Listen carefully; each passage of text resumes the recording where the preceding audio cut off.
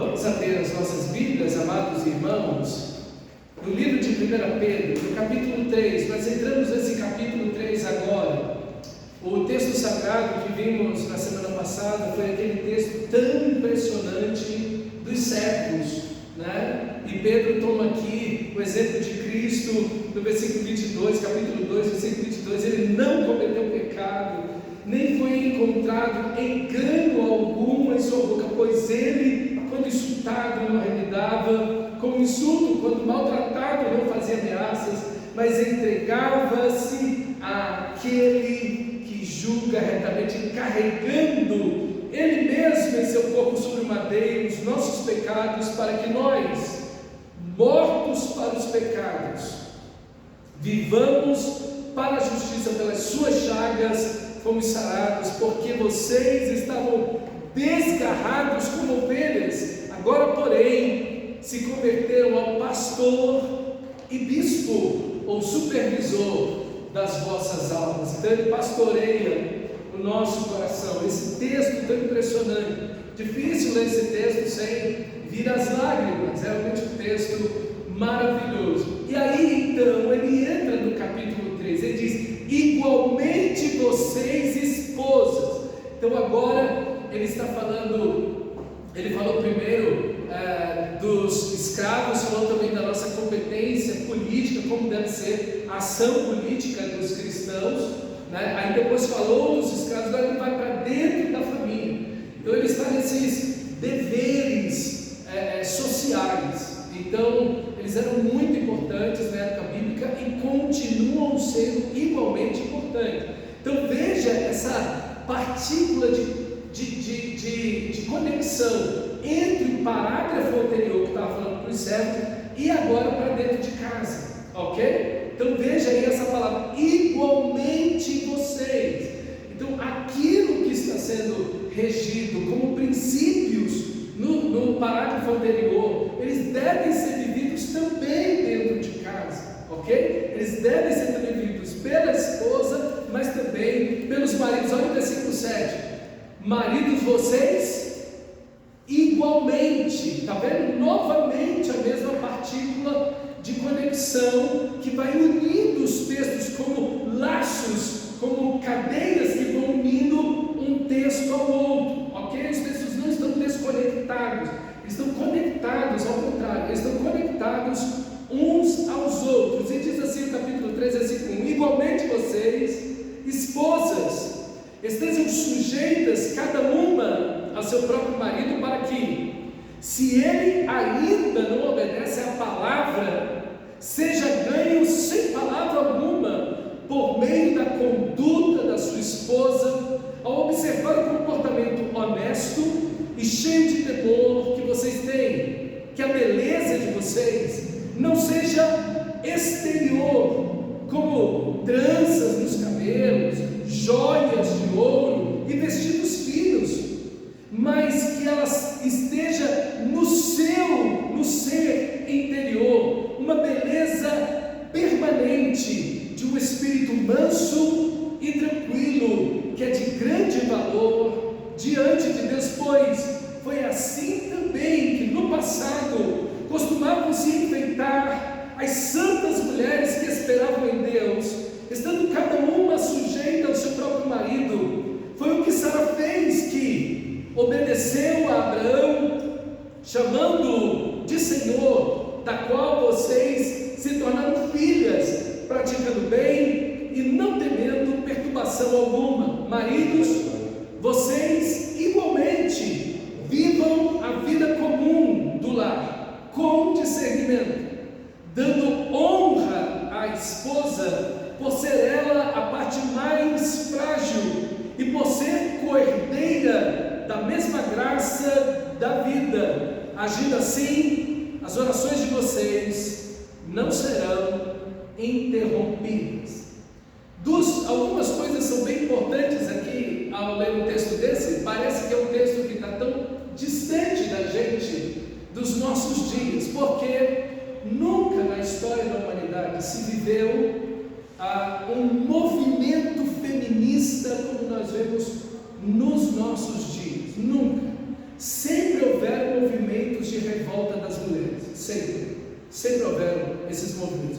Éfeso tinha esse movimento, em Corinto tinha esse movimento, por isso que você vê Paulo dando algumas orientações às irmãs, às mulheres, porque esses movimentos de revolta contra o machismo, eles sempre existiram, e a Bíblia mostra claramente, nitidamente, que o machismo é um pecado que o homem comete contra a mulher. O machismo não é de Deus, ok? O machismo não é de Deus. Assim também, o feminismo é uma resposta que, em grande medida, tem um teor pecaminoso por causa da ação pecaminosa do homem contra a mulher. Então há uma revolta por parte das mulheres.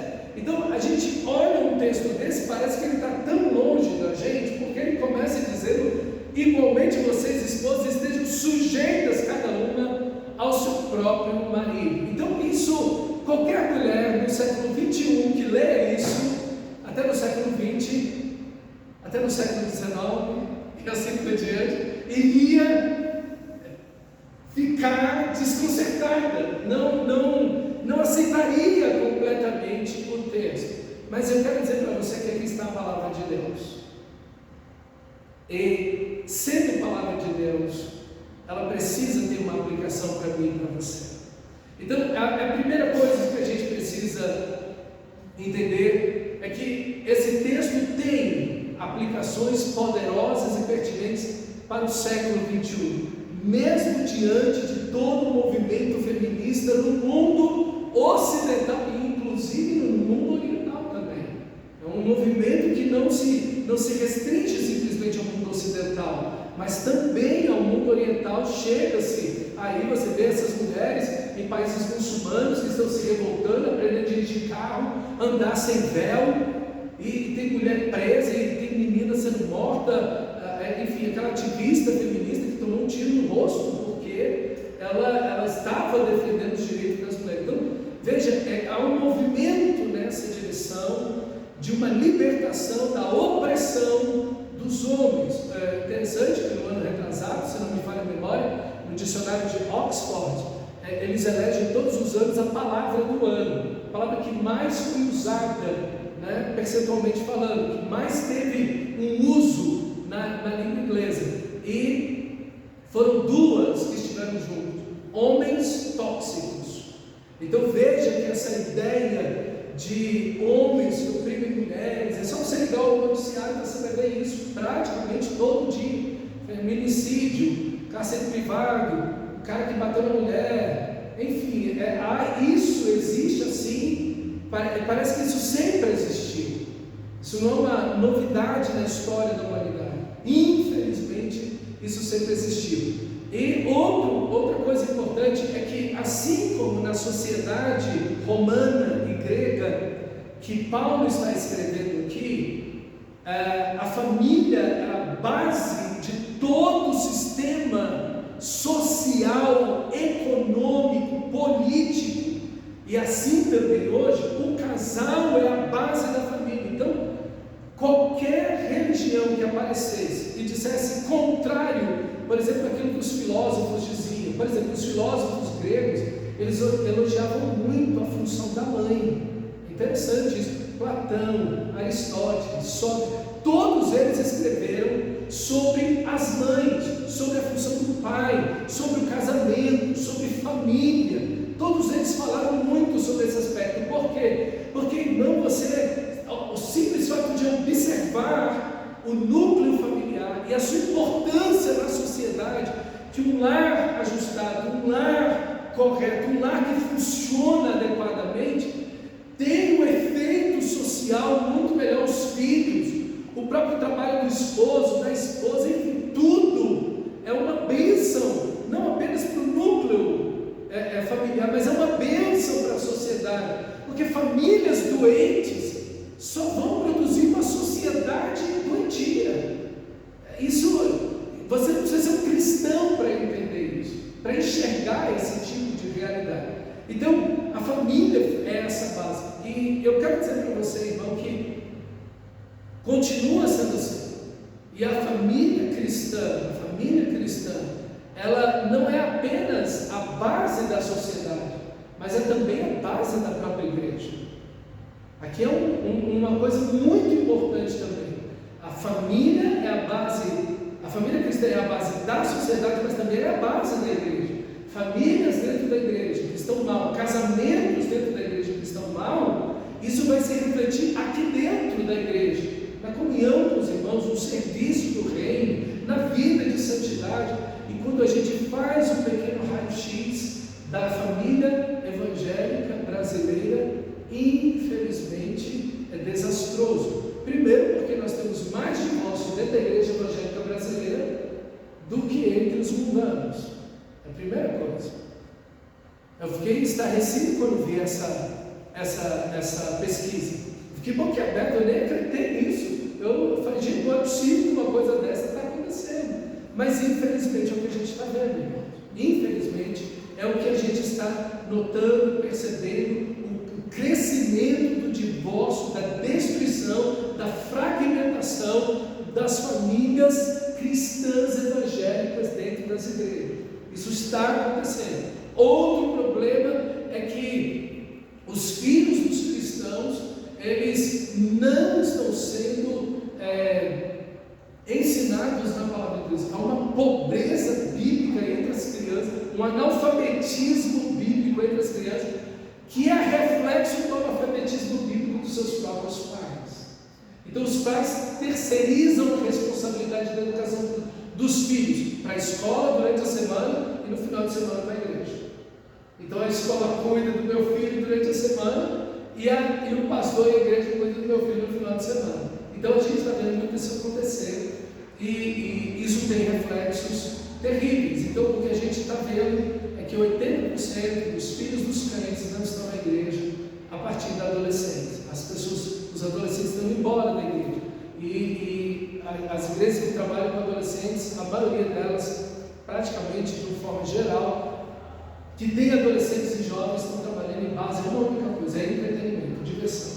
Diversão, comida, diversão, comida, diversão e comida, para manter esses jovens que estão vivendo em pecado, em imoralidade dentro da igreja, na maior parte dos casos.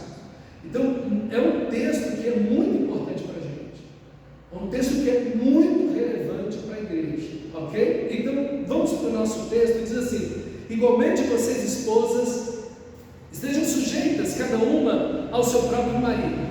Então, a primeira sentença é o que para as irmãs daquela época não fazia a menor diferença, ok? Todas elas já faziam isso, ok? Todas elas já cumpriam esse papel. Era o natural, era o normal da mulher naquela sociedade. Mas sempre, como eu disse, havia certas revoltas, havia movimentos que se rebelavam contra esse tipo de situação. E o apóstolo está dizendo aqui: não é assim que nós vamos resolver o problema. A mesma coisa que acontece com os escravos, não é com revoltas armadas que vocês vão conseguir mudar essa situação. A mesma coisa não é com revoltas que as mulheres vão conseguir resolver essa situação da opressão do homem. Não é por aí. Isso não vai dar um bom resultado. E de fato a gente olha, infelizmente, o feminismo, em uma grande parte dele, não na sua totalidade, mas em uma grande parte dele, foi imitar o pior dos homens. O pior que os homens mundanos, pagãos, ímpios têm, o feminismo foi lá e abraçou esse negócio. A liberdade sexual, a promiscuidade sexual, né?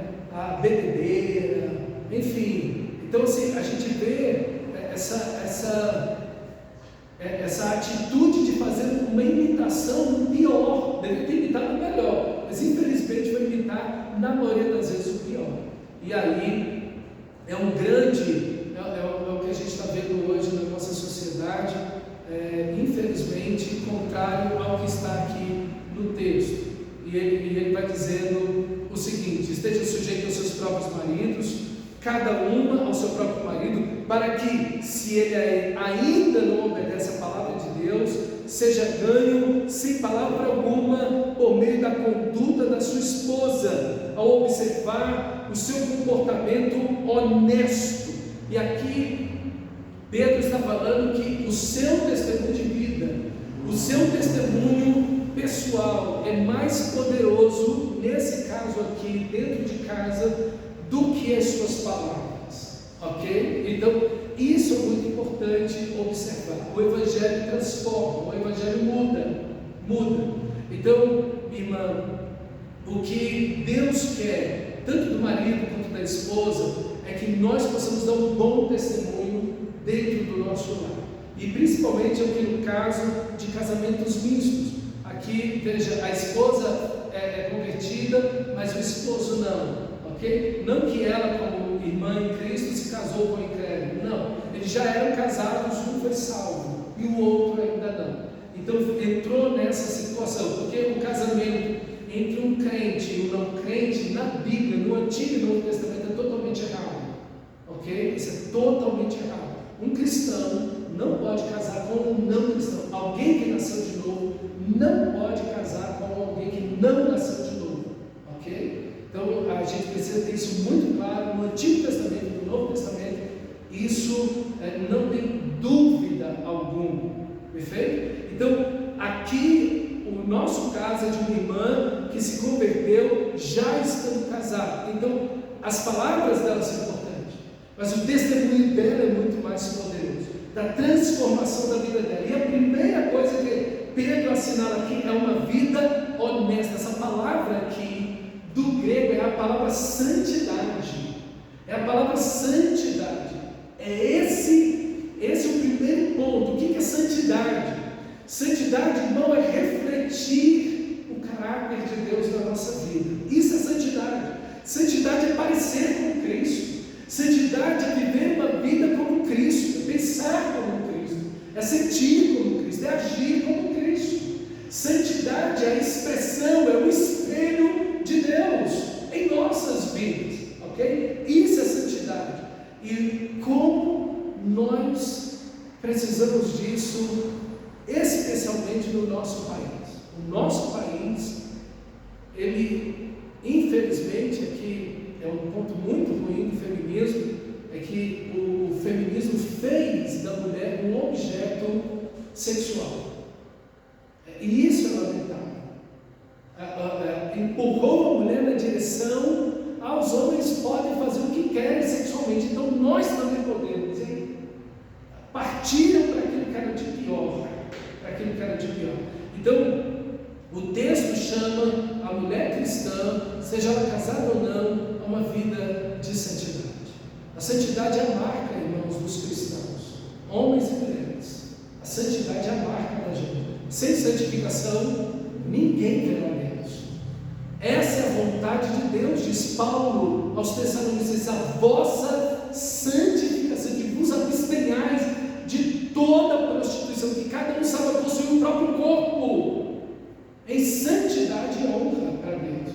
Então a santidade é a marca do cristão. O cristão não pode se envolver na imoralidade, o cristão não pode concordar com a imoralidade, o cristão não pode alimentar desejos imorais no seu coração. E aqui os dados pesam sobre a gente. E veja a atualidade desse texto, irmãos. Para nossa tristeza como país, infelizmente as mulheres brasileiras são as que mais consomem.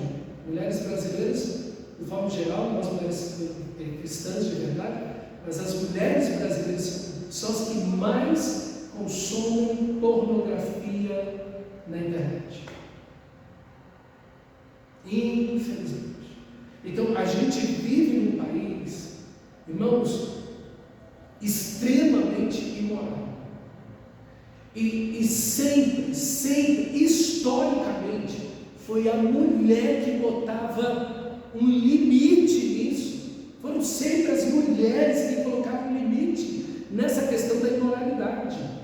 Elas sempre colocaram esse limite, mas com essa revolução feminista que se iniciou há séculos atrás, mas que ganhou volume, corpo e expressão a partir da década de 50, de 40, 50, e aí deu muito de 60, 70, 80.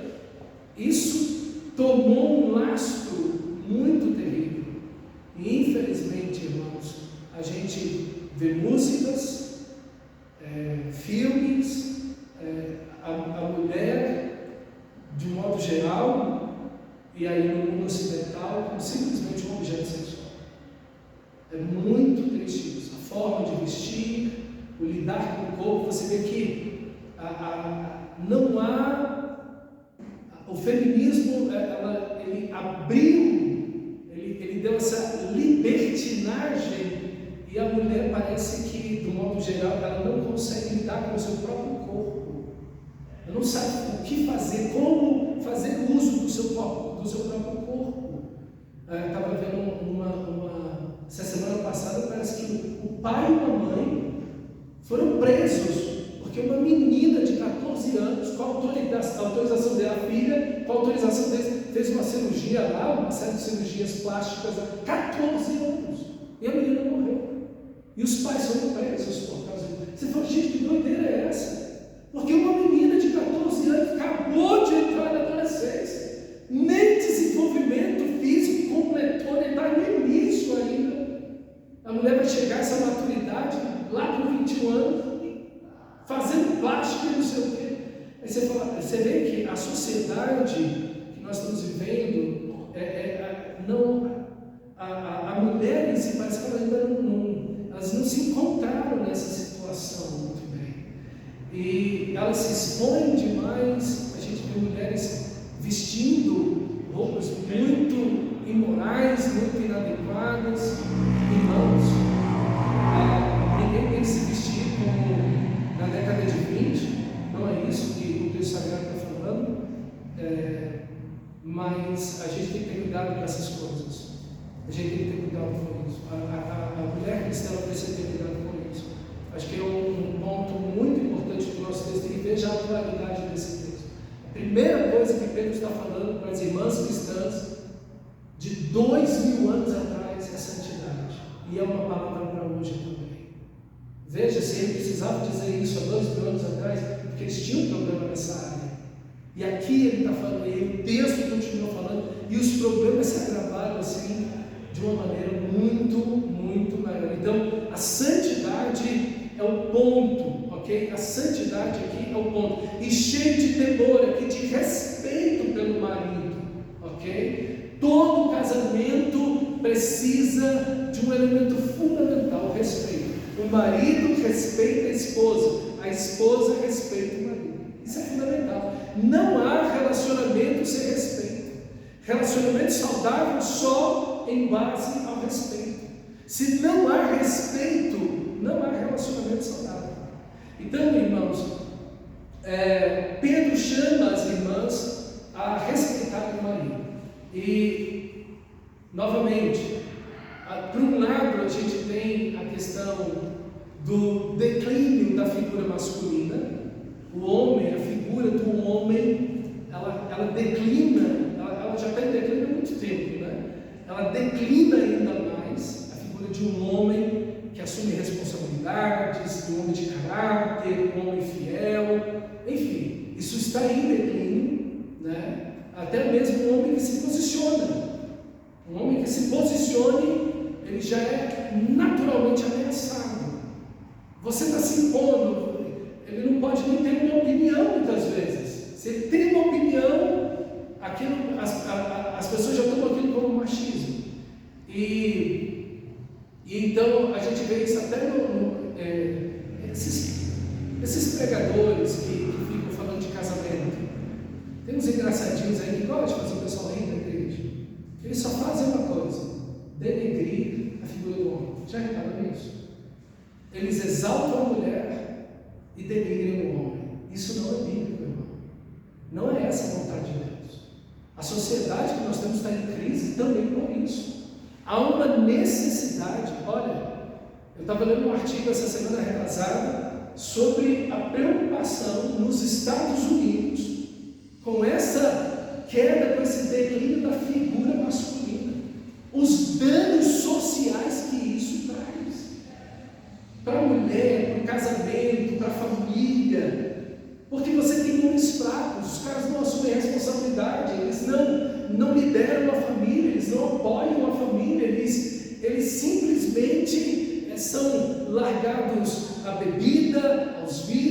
aos prazeres, mas eles não assumem a família, eles não são alguém confiáveis. Que casamento vai sobreviver a isso? Que família vai sobreviver a uma situação dessa? Entendeu? Então assim, todos esses elementos são horríveis. Aí você tem dentro da igreja gente que está denegrindo a figura masculina e exaltando o feminismo, como se o feminismo fosse algo de Deus. Não! O feminismo não é de Deus, tanto quanto o machismo também não é de Deus. Não é nenhum nem o outro, é as escrituras, são os princípios da palavra de Deus. Então, irmãos, falar disso é muito importante. E o texto nos chama a isso aqui, a essa questão do respeito. O respeito que o marido deve à mulher, o respeito que a mulher deve ao esposo. E olha, irmão, hoje em dia, você ser homem, hétero e branco, é bruto, tá feia a coisa, tá feia a coisa, porque o pessoal vai para cima com tudo, vai para cima com tudo. Você é machista, você não tem lugar, você não tem lugar de fala. Não é isso que a gente ouve? Você não tem lugar de fala, porque você é homem, é hétero e branco. Não tem isso, gente. Por favor, por favor. Isso é totalmente contrário. Não tem, quer dizer que a gente tem que ser, para ter lugar de fala, tem que ser todo o oposto disso. Isso não existe, mas é o que a sociedade está impondo para a gente. E o desrespeito assume o lugar. E infelizmente o desrespeito acontece muito dentro do lar. Deus, minha irmã, não te chamou para desrespeitar seu esposo. Não é essa a vontade de Deus. Deus não chamou você para desrespeitar o seu esposo. E Ele está dizendo aqui para respeitar o esposo não crente. Não crente. Não crente. E essa santidade, esse caráter de Deus que se reflete na minha vida, da vida da esposa, e esse respeito são um grande testemunho de amor e transformação de Deus para esse casamento. Para esse casamento. Para que esse homem seja ganho sem palavras. Sem palavras. Oh, meus irmãos, que desafio. Que desafio. Que desafio. Aí o texto continua, versículo 3. Que a beleza de vocês não seja o exterior, como tranças de cabelo, joias de ouro e vestidos finos. Você vê que haviam crentes que tinham essa condição. E veja também que isso sempre foi da mulher. A mulher sempre gostou de se enfeitar, né? É uma coisa natural da mulher. A mulher gosta desse tipo de coisa. E eu quero dizer para você que o texto não está proibindo isso. Não é uma proibição do texto. Não use isso, não faça trança, não use vestido. Não é isso que o texto está dizendo. O que ele está fazendo é um contraste.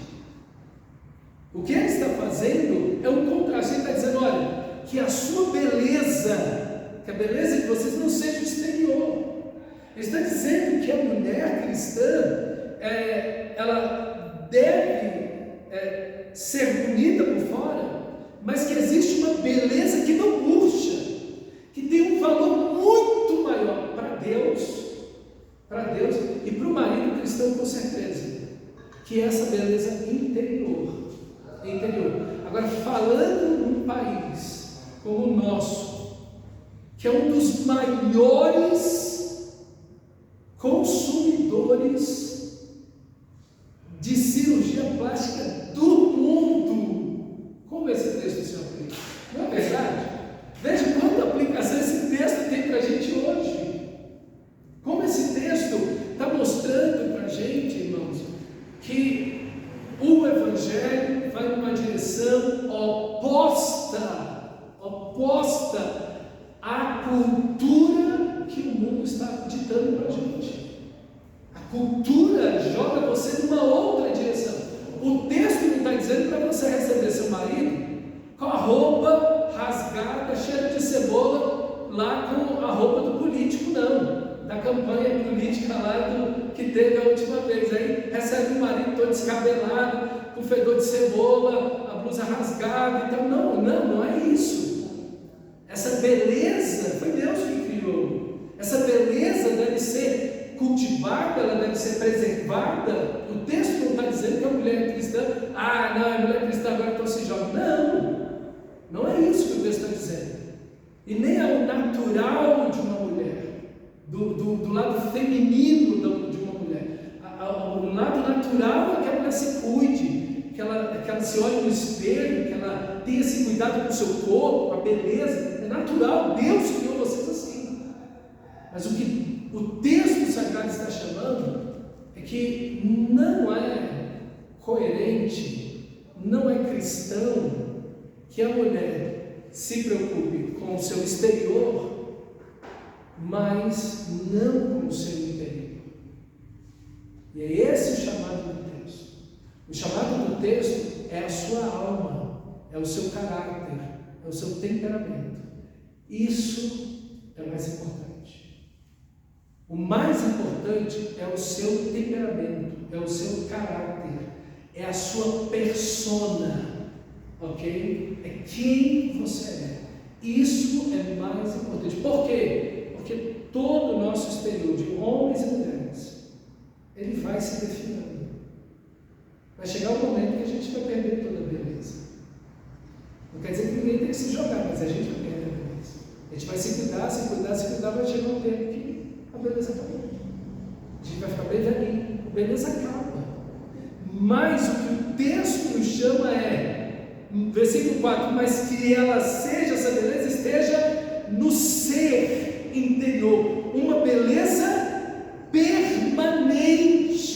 Olha aí, é aquela cirurgia plástica do Espírito de Deus que não acaba nunca, é que você parece com Cristo. E é interessante aqui que ele coloca a expressão que Jesus usou para ele mesmo: aprendei de mim que sou manso e humilde de coração. Olha o texto aqui, de um espírito manso. Essa palavra manso aqui, prautez, a ideia da gentileza, amabilidade, docilidade. É assim que uma mulher deve ser.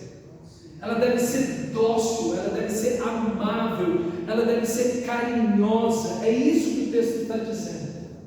Prauteza é isso, essa gentileza, essa doçura que é natural da mulher, que deve ser natural da mulher. Essa doçura que a mulher deve possuir no seu temperamento, no seu caráter. Irmãos, isso é tão importante. Isso é tão importante. Isso é de grande valor. Provérbios vai dizer que é melhor estar no deserto comendo alface do que estar dentro de casa com um boi assado e uma mulher briguenta.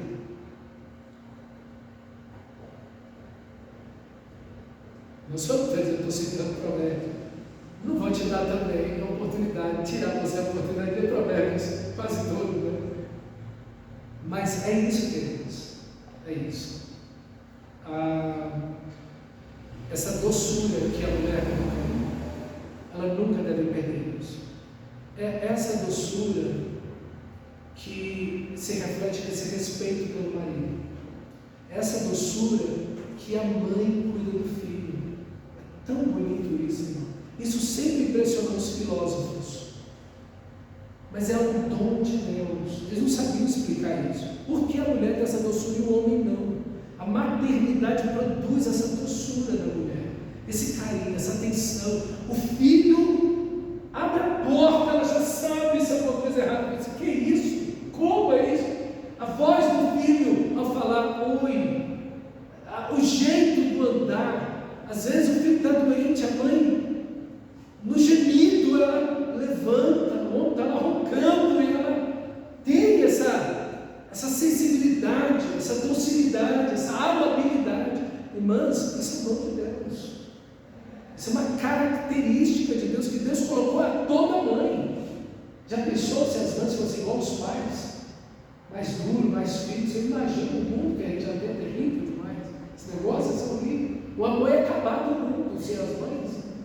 Porque Deus, Ele colocou isso na mulher, essa docilidade. Irmãos, e não deixe ninguém tirar isso de você, irmão. Lembre, Deus não chamou você para desrespeitar o seu marido.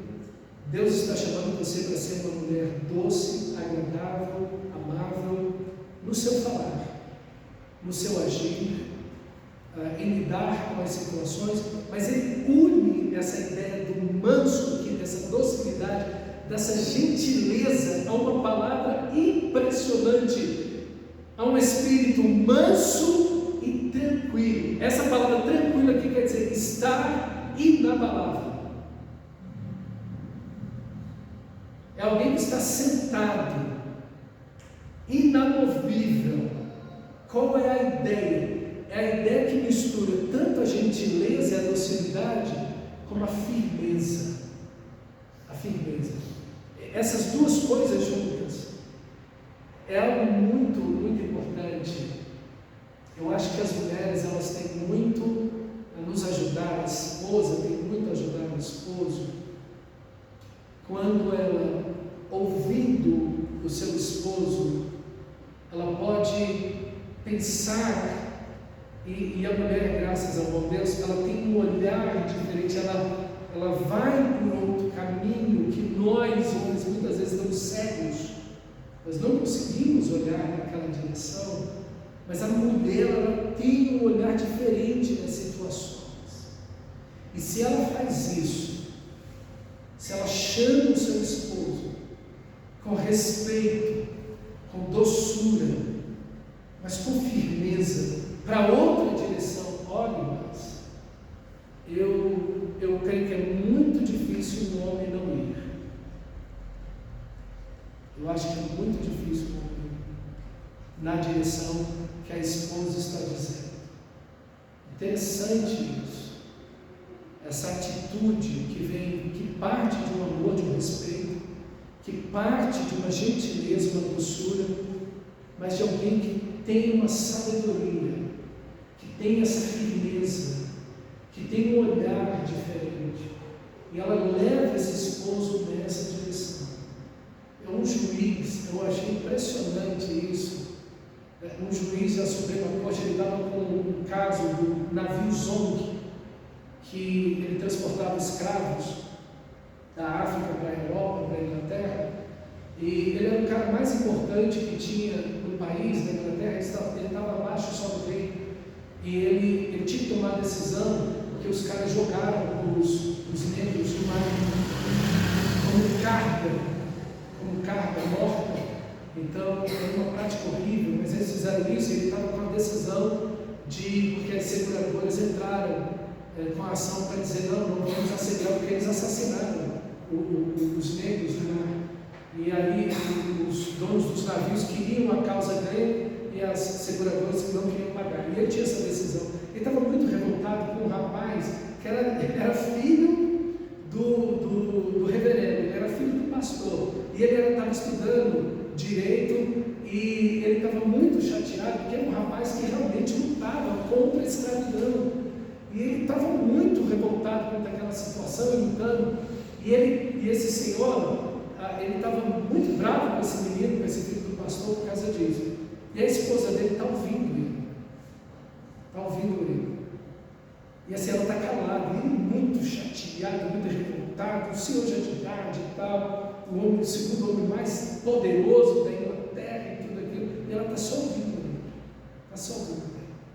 Rapaz, com meia dúzia de palavras, com toda a doçura, com todo respeito e gentileza, a esposa dobrou o cara assim. Eu fiquei impressionado com a habilidade daquela mulher. É disso que o texto está falando. É disso que o texto está falando. Ela olhou para ele e disse, sabe, você se parece muito com o filho do reverendo.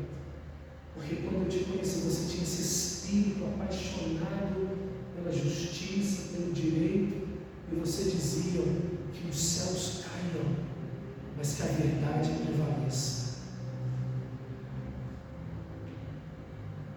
Ela silenciou ele, veja, com toda doçura, gentileza, respeito, ela dobrou ele. Irmãs, é isso. É isso. É isso que o texto está chamando cada mulher cristã em cada situação. em cada situação. Que coisa bonita, irmãos. Que lar cristão deve ser o nosso, com princípios tão maravilhosos da palavra de Deus. Pois assim também, versículo 5, no passado costumaram se enfeitar as santas mulheres que esperavam em Deus. Veja, a ideia aqui da mulher que espera a conversão do marido enquanto testemunha, respeitando o marido com toda doçura e gentileza, com essa santidade e essa firmeza nos princípios de Deus, da palavra de Deus, da verdade de Deus.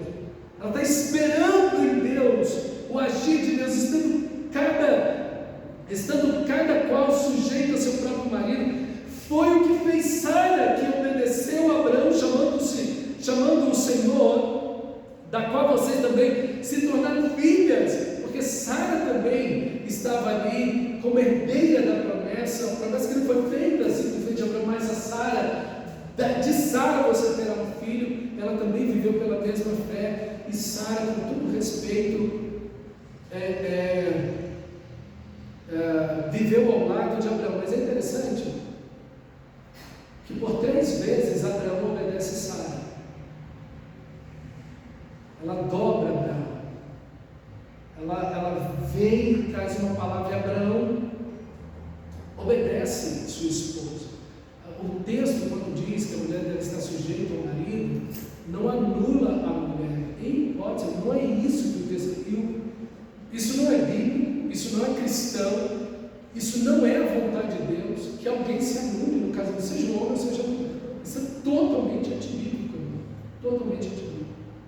Veja, aqui é uma relação de respeito, de santidade, de gentileza, de amor, de cuidado, que o marido também vai ser chamado para isso agora. Mas veja que a ênfase que o texto vai dar aqui em Pedro é mais para as mulheres. O texto descreve mais a situação e a condição das mulheres, porque era realmente uma situação um pouco mais delicada, principalmente no caso de um esposo não cristão.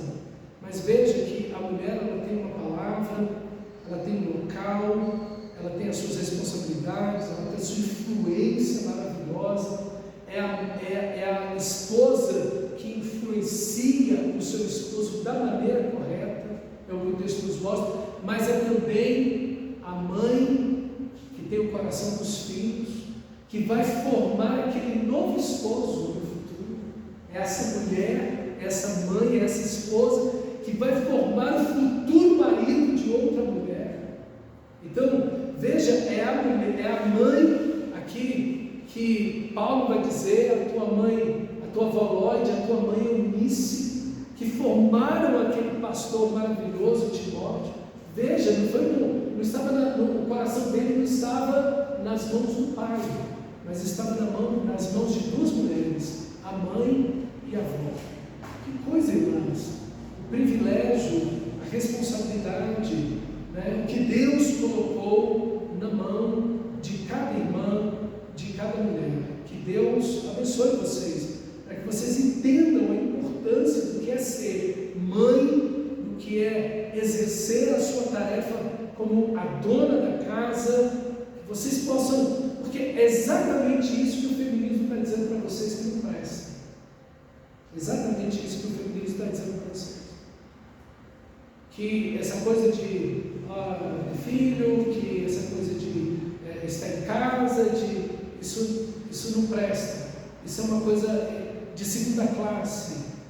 Não pense assim, porque não é isso que a Bíblia pensa. E nós, maridos, não podemos diminuir em absoluto, porque isso não é bíblico, o papel da esposa, da mãe, da mulher que trabalha. Não podemos diminuir isso em hipótese alguma.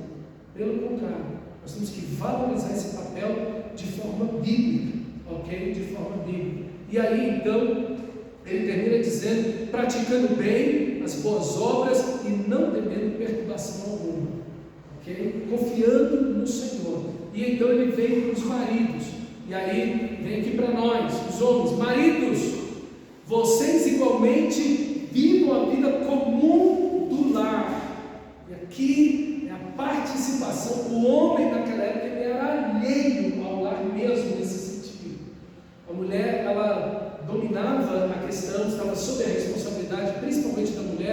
a questão da gestão da casa, dos escravos, das pessoas que trabalhavam na casa, todo esse gerenciamento, era muito a mulher que fazia no mundo greco-romano.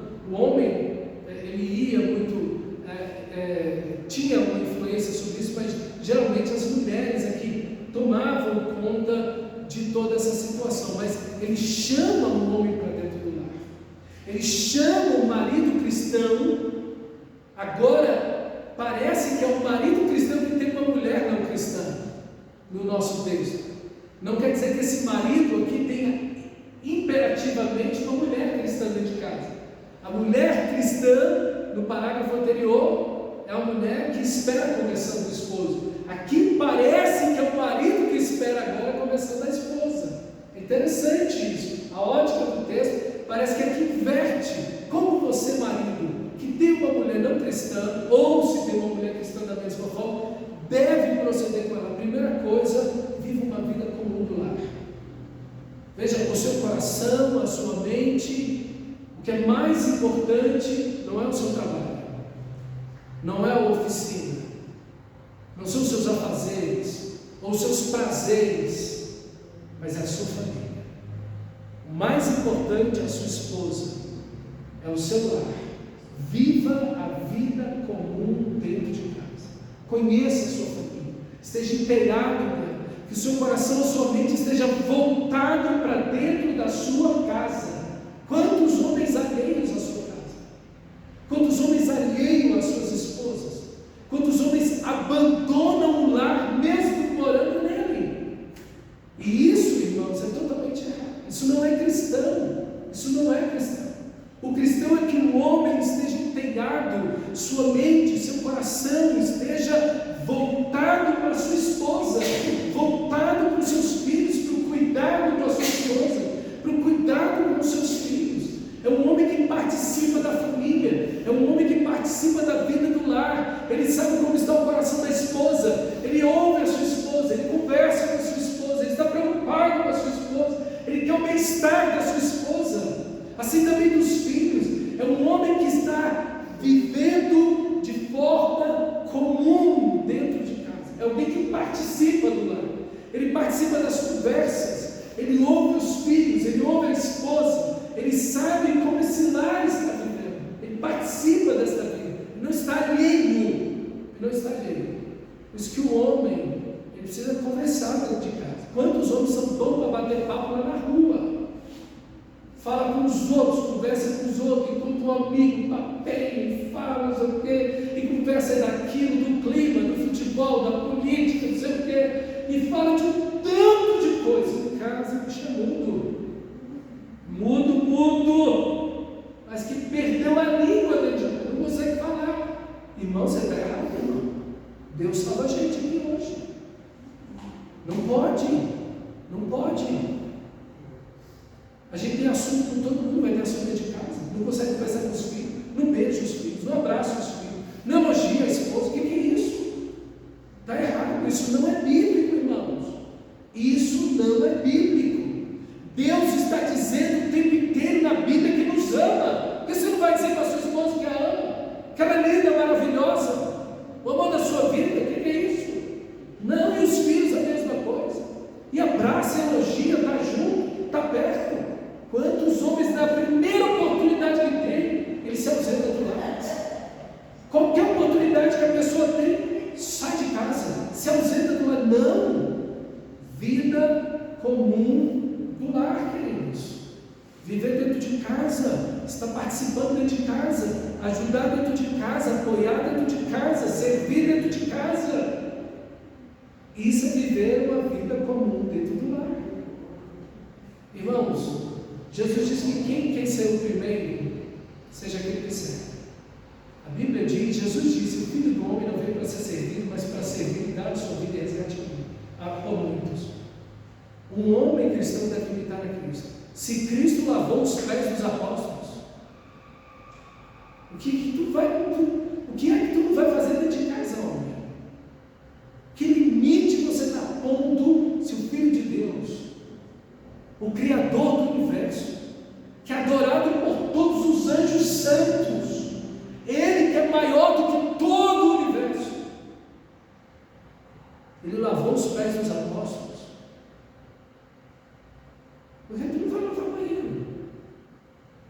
Não vai lavar uma louça? Não vai passar uma roupa? Por que tu não vai fazer isso? Não, vá lá. Pastor, não sei fazer, aprende. Viva a vida comum do lar. E por favor, irmãs, quando você for criar um homem, um menino, cria assim já. Para não dar trabalho para outra mulher que vai casar com ele. Glória a Deus, alguém vai dizer amém? Né? Aí a glória a Deus. Ué, que isso? Porque muitas vezes é a mulher, a mãe que estraga esse menino. Quando vai criar. Não, ele é de louça, ele não pode fazer nada. Ele é de porcelana esse menino. Ele é o rei de porcelana aqui. Não, ué. Então a gente acaba estragando. Então, meus irmãos, o homem deve viver a vida comum do lar. O homem deve amar a sua família. O homem deve amar a sua esposa. O homem deve amar os seus filhos. Ele deve demonstrar isso.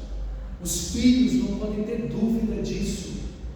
Meu pai é alguém que me ama e ama de todo o coração. A minha esposa suspirou.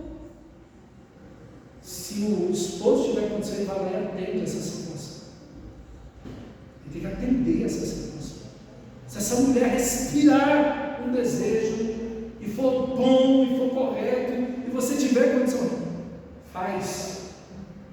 Porque é interessante que um homem que não vive a vida comum do lar, olha lá o versículo, o final do versículo 7. Engraçado, um versículo só para os homens, mas é tanto princípio aqui para a gente. Olha a última frase do versículo 7. As suas orações. Olha aqui para mim. Deus ouve a minha oração e a sua oração, certo? Se você não ouvir sua esposa, Deus vai parar de ouvir você. É isso que o texto está dizendo. Sentiu, né? Como Deus botou as mulheres em outro patamar. Vê que ele levou a mulherada a um outro nível. Irmãos, a gente quer que Deus ouça a gente como marido. Então ouça a sua esposa. Ouça a sua esposa. É isso. Eu tenho um livro, o que ele tem que saber antes de casar com a minha filha. Foi um pastor que escreveu, um pastor reformado, inclusive. Ele morreu tem umas 2, 3 semanas, esse pastor. Ele que escreveu esse livro. Quando eu achei esse livro, eu falei, já sabe, né, Isabela? O que ele tem que saber antes de casar com a minha filha. Ele está certíssimo. Ele está certo. O homem ele precisa ser preparado para o casamento. Assim como a mulher. Mas o marido ele tem que ser preparado. O homem, o menino tem que ser preparado. E grande parte desse preparo passa pela mãe.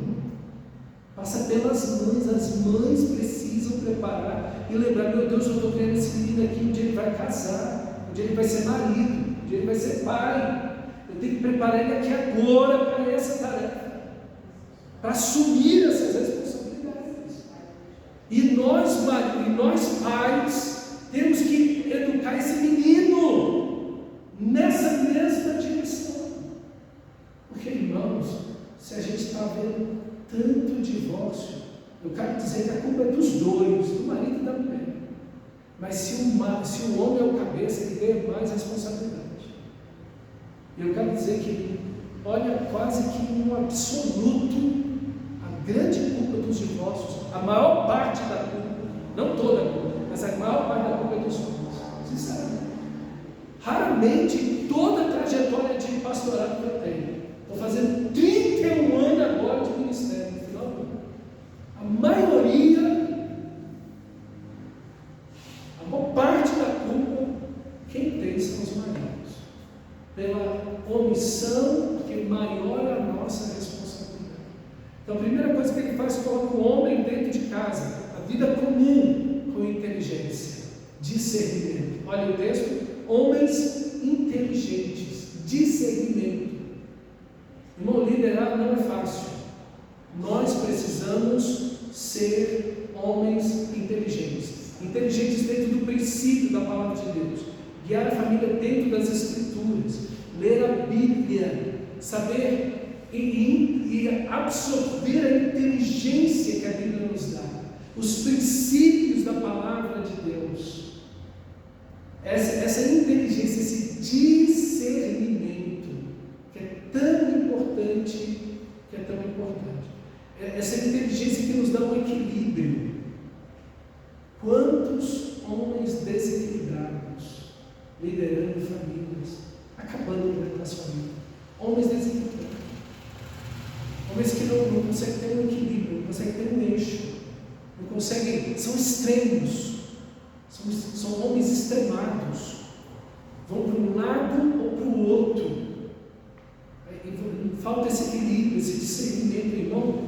Os homens precisam ler a Bíblia, os homens precisam ser homens da palavra de Deus e ter da palavra de Deus essa sabedoria divina, ler provérbios, ler os textos bíblicos, analisar as histórias bíblicas, ver as decisões certas, erradas, no pequeno e no grande, absorver essa sabedoria que vem da palavra de Deus. E nós, pais, precisamos dar aos filhos essa sabedoria antes deles casarem.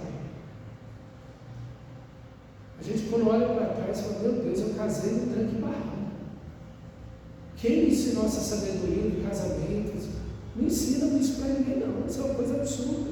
Já reparou? Pergunta aí para você mesmo, aí, você que casou. Se você ensinar você sobre esse negócio de casamento, de ser esposa, de ser esposo, foi no tranco, foi no empurrão, a coisa foi funcionando assim. E você fala: gente, por que não me ensinaram isso? Por que não me falaram disso? Por que não me orientaram nisso?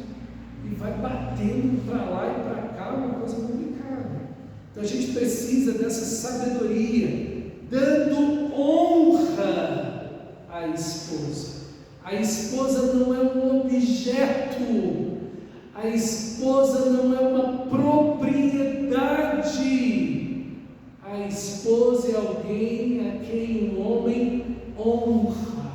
Está vendo que não existe machismo no texto? Não existe machismo aqui.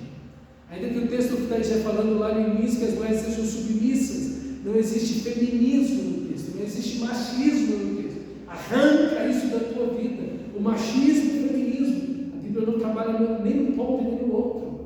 Quem está usando os textos bíblicos para exaltar a mulher e denegrir o homem, ou vice-versa, estão errados.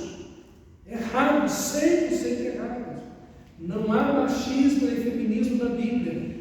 Dando honra à esposa, dignidade, respeito. A ideia aqui é de um valor que você dá a uma joia, a um objeto precioso. Essa honra aqui, essa palavra se deu aqui, ela dá a ideia de dar um valor. Então o marido, ele tem que dar um valor, uma honra à mulher.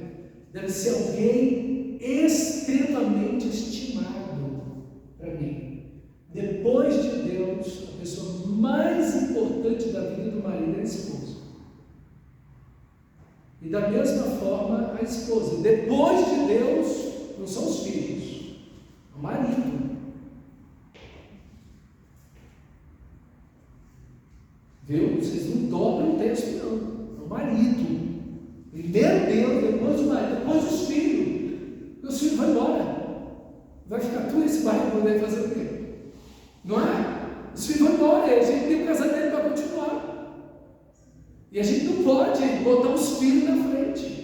Então, assim, essas inversões aí vão destruindo tudo. Vão destruindo tudo. Por isso que tem aí um fenômeno aí do divórcio grisalho. Já ouviu falar disso? Está aí voltando. É o divórcio de pessoas que os filhos foram embora, casaram, vão viver a vida, e ficou lá um casal, já não se encontram mais. Porque colocaram os filhos numa posição que não era para pôr. Então a gente precisa ter cuidado. Aqui o texto fala para honrar a esposa e também por ser ela a parte mais frágil. E aqui a esposa tratou o esposo no parágrafo anterior com gentileza, com doçura. Olha o marido aqui agora, respondendo a mesma doçura para com a esposa. Só que eu queria voltar aqui um pouco, porque aqui no texto a ideia aqui da esposa, que dando honra à esposa, a guné do texto, a palavra guné aqui, esposa, gunecos aqui é fêmea.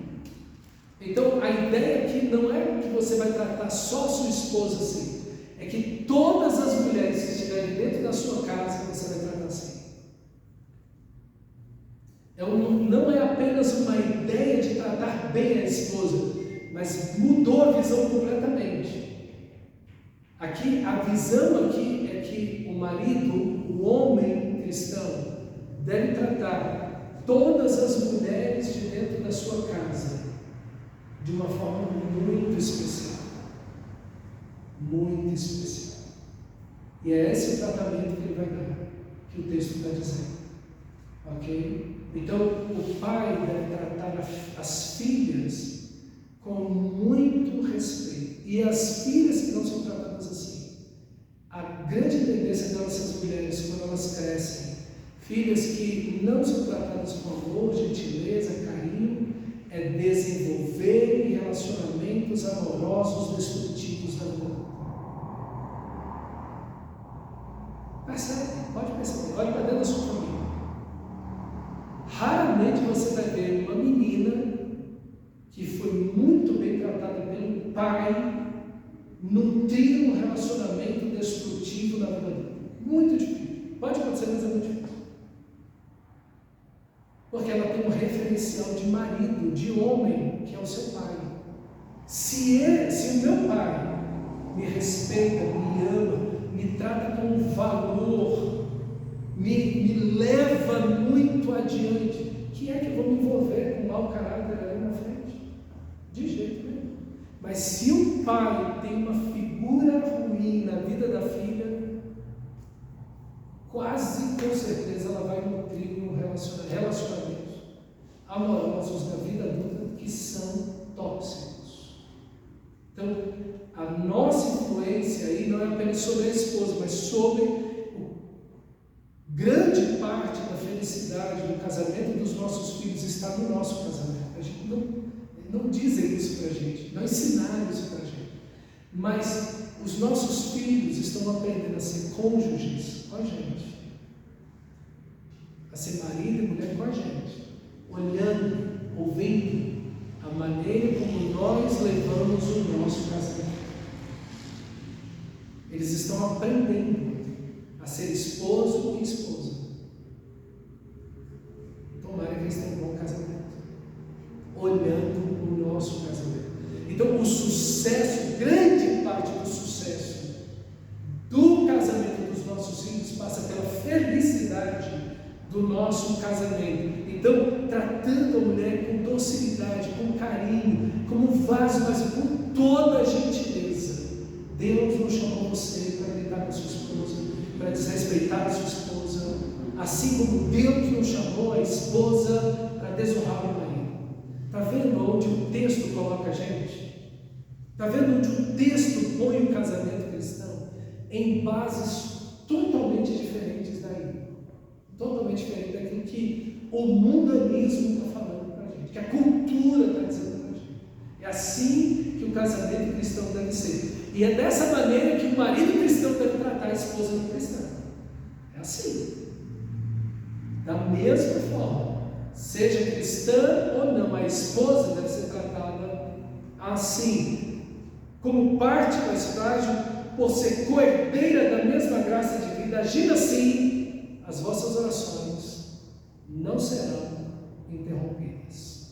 Então Deus não vai ouvir a minha oração se eu desrespeitar, for grosseiro ou não ouvir a minha esposa. Tem homem que corre da mulher quando ela começa a falar. Deus vai te ouvir para você também. Agora, por outro lado, tente falar como o texto diz aí: respeito, doçura e firmeza. O texto é perfeito. Veja aonde e como deve ser o casamento dele. Quando você tiver dúvida, por favor, volta para esse texto. Eu não sei o que fazer, pastor. Volta para o texto. Não segue a cultura, não. mostrado para a gente o que é falir uma família em casamento. Mas o texto bíblico está mostrando para a gente como nós devemos agir dentro de casa. Vamos orar ao Senhor, feche seus olhos.